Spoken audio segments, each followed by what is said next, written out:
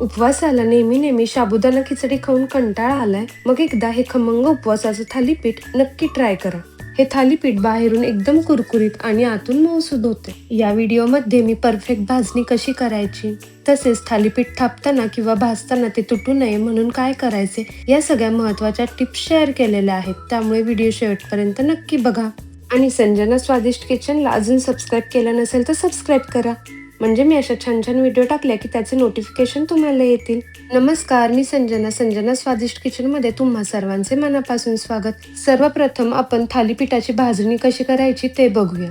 त्यासाठी मी इथे पाऊण वाटी राजगिरा पीठ घेतलंय, अर्धी वाटी साबुदाणा, अर्धी वाटी वरईचा तांदूळ, 1 चमचा जिरे. जिरे हे ऑप्शनल आहे, तुमच्याकडे जर जिरे उपवासाला चालत नसेल तर तुम्ही ते स्किपही करू शकता. चवीनुसार मीठ आणि लाल तिखट. भाजणी छान खमंग होण्यासाठी आपण आता साबुदाणा आणि वरईचे तांदूळ भाजून घेऊया. मी इथे सर्वप्रथम साबुदाणा भाजून घेतेय. भाजताना गॅसची फ्लेम मीडियम टू लो ठेवायची. गॅसची फ्लेम हाय ठेवायची नाही, नाहीतर साबुदाणा करपून जातो आणि त्याला भाजणीला करपट वास येतो. त्यामुळे शक्यतो मीडियम टू लो फ्लेम ठेवायची आणि साबुदाणा हलका हलका भाजून घ्यायचा. जसा साबुदाणा व्यवस्थित भाजला जातो तो हळूहळू फुलायला लागतो. साबुदाणा व्यवस्थित फुलायला लागला की समजून जायचं तो भाजला गेलेला आहे. गॅस बंद करून आपण काढून घेऊया. आता आपण वरई भाजून घेऊया. वरई सुद्धा लो टू मीडियम फ्लेम वरती भाजून घ्यायची. वरई सुद्धा साबुदाण्याप्रमाणेच छान भाजत आली की तिचा रंग पांढरा दिसायला लागतो. हलका हलका दोन्ही 3 ते 4 मिनिट व्यवस्थित भाजून घ्यायचं. तुम्ही इथे बघताय वरईचा रंग छान पांढरा झालेला आहे. आता आपण ती एका प्लेटमध्ये काढून घेऊ. भाजताना व्यवस्थित भाजून घ्यायचं, म्हणजे साबुदाण्याचा किंवा वरईचा जो उग्रपणा आहे तो निघून जातो आणि त्याला छान खमंग वास येतो. आता आपण 1 चमचा जिरे भाजून घेऊ. जिरे हे लो फ्लेम वरती भाजायचे आणि एकदम हलकं अर्धा मिनिट भाजून घ्यायचं, नाहीतर भाजणीला करपट वास येतो. सगळं साहित्य आता व्यवस्थित भाजून झालंय. एका प्लेटमध्ये काढून घेऊन ते व्यवस्थित थंड होऊ द्यायचं.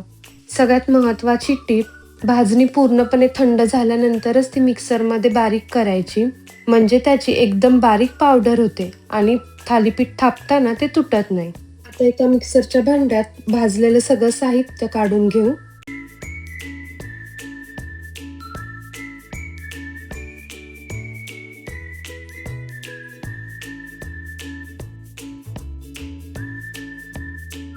नंतर राजगिरा पीठ, 1 चमचा लाल तिखट आणि चवीनुसार मीठ.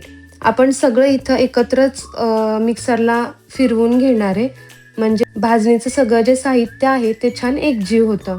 आणि मीठ आणि लाल तिखट आत्ताच टाकल्यामुळे आपल्याला थालीपीठ करताना सेपरेट टाकायची गरज पडत नाही. सगळं साहित्य मी इथे मिक्सरमध्ये व्यवस्थित बारीक केलंय. आता आपण एका भांड्यात काढून घेऊया. हे पीठ आपण एअरटाईट डब्यामध्ये ठेवलं तर बरेच दिवस आपण ते पीठ यूज करू शकतो. तुम्ही इथे बघू शकता, मी एकदम बारीक असं त्याचं पीठ तयार केलंय. पीठ एकदम बारीक असेल तर थालीपीठ थापताना किंवा भाजताना ते अजिबात तुटत नाही. त्यामुळे शक्यतो बऱ्यापैकी बारीक पीठ करून घ्यायचं. आता भाजणी रेडी आहे. आपण थालीपीठाचं साहित्य बघू. त्यासाठी मी इथे घेतलेली आहे भाजणी, चिरलेली कोथिंबीर, खिसलेला बटाटा, थोडी साखर, साखर ही ऑप्शनल आहे, दाण्याचा कूट आणि लिंबू. आता एका बाउलमध्ये आपण आपल्याला हवं तेवढी भाजणी घेऊ. इथे मी 4 चमचे भाजणी घेतलेली आहे. 4 चमचे भाजणी घेतली तर आपण 1 थालीपीठ करू शकतो.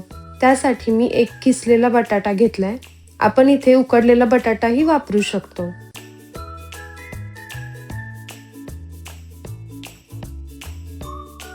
1 चमचा दाण्याचा कूट,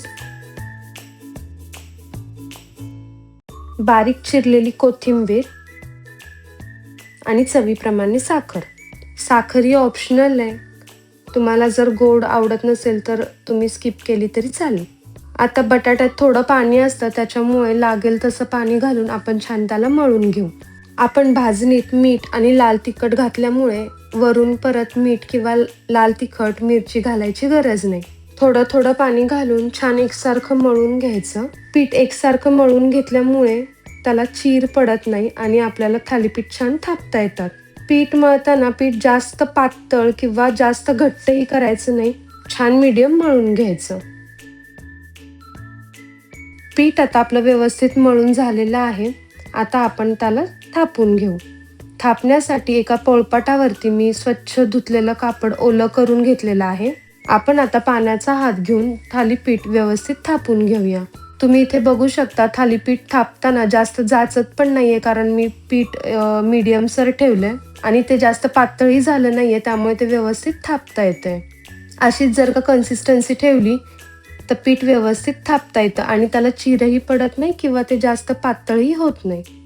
सगळ्या बाजूंनी थालीपीठ एकसारखं थापून घ्यायचं. हे थालीपीठ बनवायला जितकं सोपं आहे तितकंच ते खायला सुद्धा खूप सुंदर लागतं. म्हणजे जे उपवास धरणार नाहीत तेही हे थालीपीठ खास खाण्यासाठी उपवास धरतील. इतकं सुंदर हे थालीपीठ होतं. आणि तुम्ही बघता इथं मी थापते थालीपीठ तर ते बिलकुल तुटत नाहीये किंवा थापताना काही फारसा त्रास होत नाहीये. आणि ही भाजणी एकदा करून ठेवली तर आपण बरेच दिवस यूज करू शकतो. तुम्हाला जर माझी व्हिडिओ आवडत असेल तर व्हिडिओला नक्की लाईक करा. आणि तुम्ही या आषाढी एकादशीला उपवासाची भाजणी करून थालीपीठ ट्राय करणार का, हे मला कमेंट करून नक्की कळवा.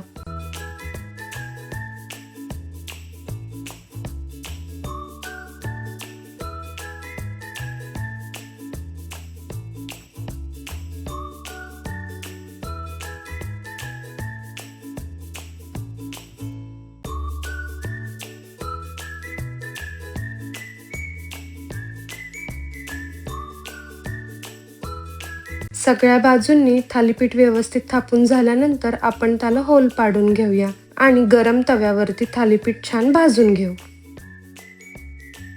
तवा व्यवस्थित गरम करून घ्यायचा, असं पाणी शिंपडून तो पुसून घ्यायचा, म्हणजे तवा जास्त गरम राहत नाही आणि आपण थालीपीठ टाकल्यानंतर ते पटकन करपणार नाही. आता तव्याला थोडं तेल लावून घेऊ.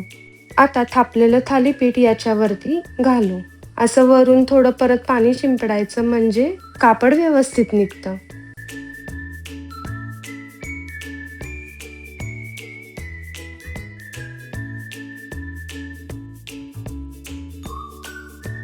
आता तूप आणि तेल वापरून आपण छान थालीपीठ भाजून घेऊ.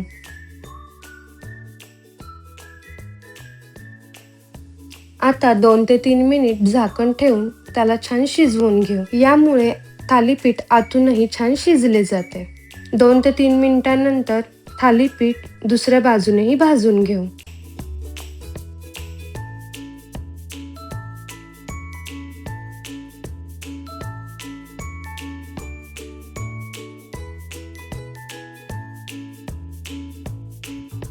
असं उलटण्याने दाबून दाबून सगळ्या बाजूने थालीपीठ व्यवस्थित भाजून घ्यायचं.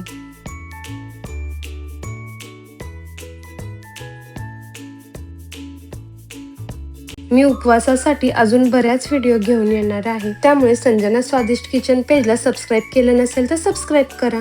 तुम्ही इथं बघू शकता थालीपीठ सगळ्या बाजूने छान भाजलं गेलेलं आहे. आता आपण ते दही किंवा शेंगदाण्याच्या आमटी बरोबर सर्व करू शकतो.